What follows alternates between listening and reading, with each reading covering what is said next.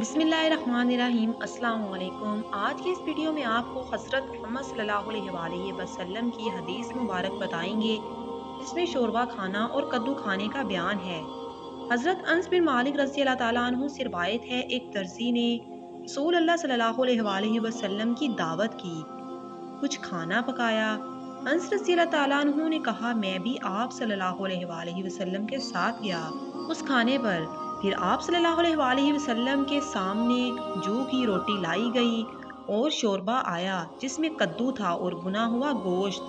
حضرت انس رضی اللہ تعالیٰ عنہ نے کہا، میں دیکھتا تھا رسول اللہ صلی اللہ علیہ وآلہ وسلم پیالہ کے کناروں سے کدو کو ڈھونڈ کر کھاتے تھے۔ اس روز سے مجھے بھی کدو سے محبت ہے۔ اللہ تعالیٰ ہمیں نبی پاک صلی اللہ علیہ وآلہ وسلم کی سنت پر عمل کرنے کی توفیق عطا فرمائے، اور جس سے نبی پاک کو محبت تھی ہمیں بھی محبت کرنے کی توفیق عطا فرمائے۔ آمین یا رب العالمین۔